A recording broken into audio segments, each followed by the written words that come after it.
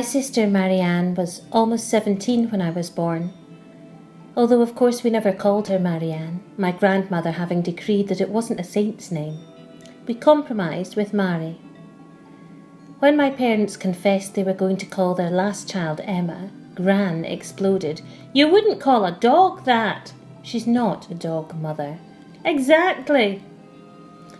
The eldest of 5, Marianne was married and long gone by the time I was 8, so my memories of her being at home are fleeting and difficult to grasp. She was a drama student and worked in the Theatre Royal, and she had a glamour that was simply inevitable.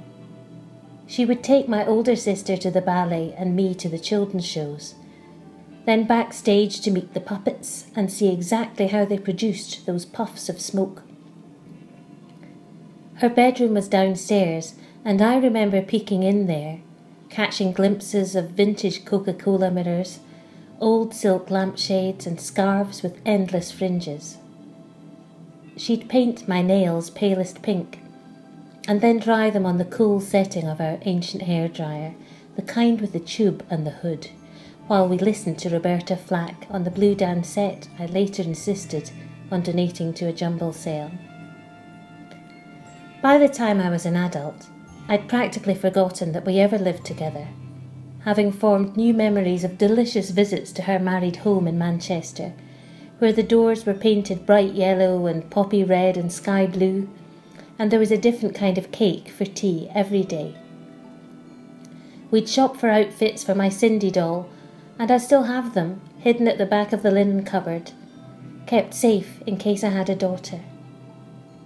I get them out now when other people's daughters come to visit, and we spread the dolls and their stories out over my big bed as we drift backwards and forwards in time.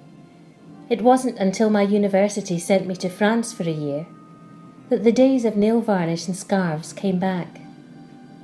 I was thrilled to get my first choice of a swoonsomely beautiful university town in Provence, and hat box over my shoulder, I hopped on the bus headed towards the beckoning Mediterranean. But though the weather was warm, the people were decidedly chilly, and I was left to find myself somewhere to live, settling eventually for a depressing, damp studio flat, where the bobbled tobacco yellow bed sheets were ripped right down the middle and repaired with at least 100 safety pins. Teetering on a borrowed ladder, I whitewashed the walls and painted the shutters pale green. I bought local fabric and made bed sheets and a cloth to cover the narrow table where I sat each evening. I smoked gitanes furiously to quell the rumbles and saved my centimes for a glass of vin rouge in the boulevard cafes with a series of anxious young people I've never seen since.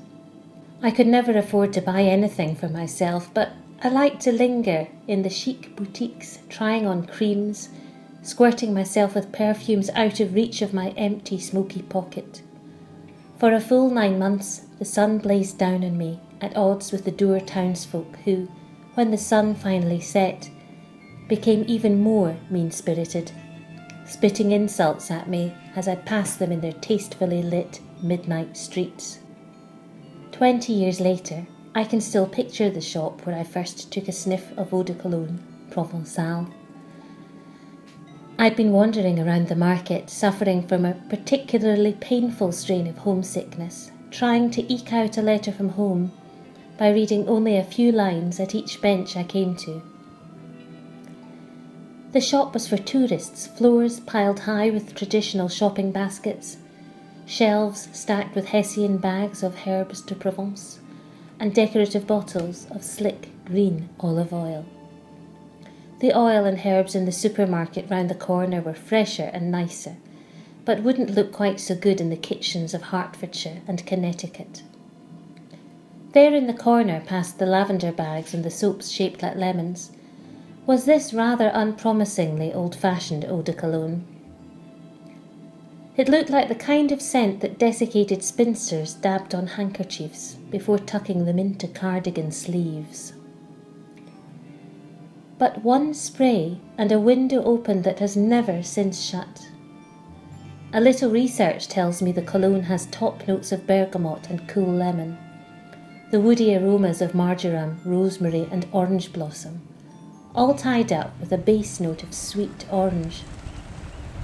I don't know which plant was the key, but wham, there I was, back in Marianne's bedroom, running my fingers through the silk, wearing strings of jet beads and listening to the scratch and hiss of her favourite records. When she washed her hair, she used to splash German cologne into the rinsing water, and its top notes must have trailed after her, like the fringes of her scarves. I couldn't afford to buy the eau de cologne that day, and ever since I've been searching for a perfume that will take me back to that place. I rub rosemary leaves, I sniff at my precious bottle of neroli, I sprinkle sweet orange on my kitchen cloths, and I almost get there. Always almost. But never quite. My mother too was the baby of her family of 6, her father having died working on American railways 2 weeks before she was born. By the time she was 5, her mother had died from exhaustion, and the children were dispatched to an orphanage before much crueler homes were found for them. During the war, with a transient population and fractured communication, some of her siblings disappeared, never to be reunited again, with vague notions of their whereabouts surfacing from time to time. Somehow, my mother survived this harsh start, helped by nuns much kinder than those we see in our bleak dramas. She started teaching in the hometown of a school friend, and Pat, an only child, begged her parents to let my mother stay with them in their family home, a place of unheard of luxury for my bruised mother. Pat's dad Joe owned a construction company, and every Christmas he'd receive swanky gifts from business associates. One of the most prized was a silver cigarette box shaped like a limousine, around 6 inches long. Joe liked to hold dinner parties, and after the last spoonful of pudding was dispatched, the coffee pot and the limousine would be placed on the dining table. Everyone smoked in those days, and they'd push the car around the table. The guest would open the boot to take a cigarette, then, taking a tiny dipstick from a car radiator filled with lighter fluid, they'd strike it on the emery running board.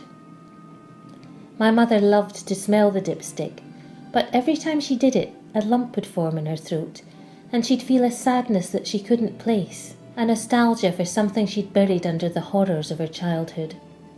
She often tried to catch it unawares, as if by rushing up to the limousine and grabbing the dipstick, she could trick her brain into unlocking the memory.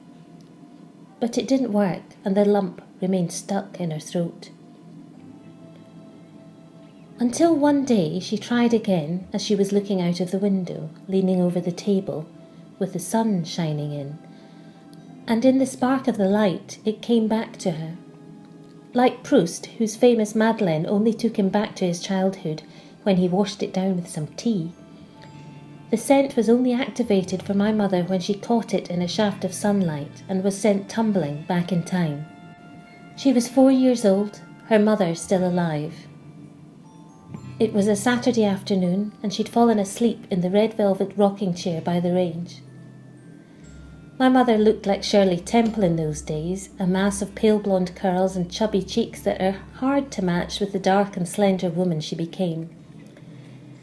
She must have looked too sweet to waken, so when her brothers and sisters tumbled out of the house for the highlight of their week, the children's cinema matinee, her mother let her sleep on by the fire.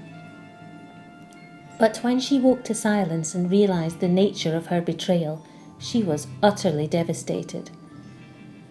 It wasn't just any old film that day, it was the first colour film that had come to the town, a film about a man with a blue suitcase, its name now lost to us.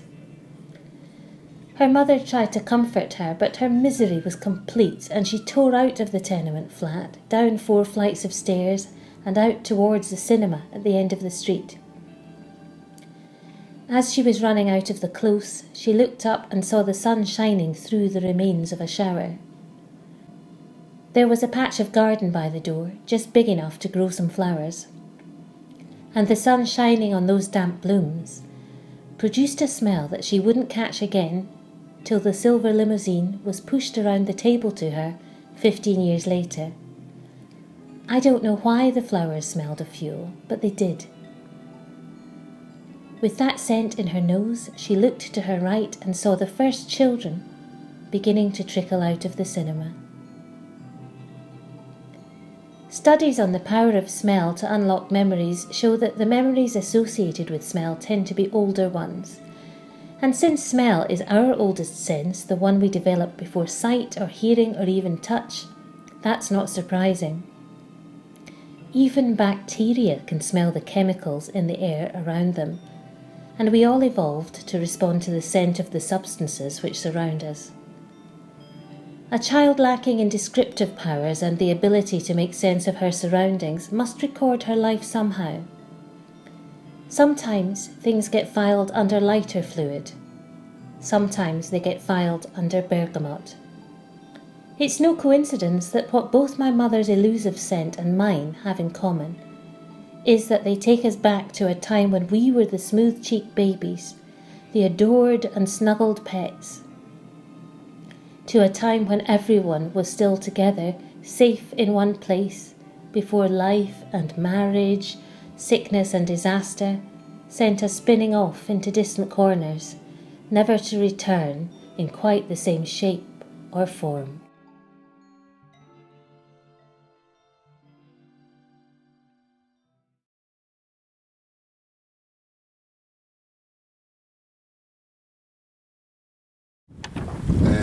You get to that point where you're working with the stones and they're literally picking themselves to go on. Yeah, the beach starts building you.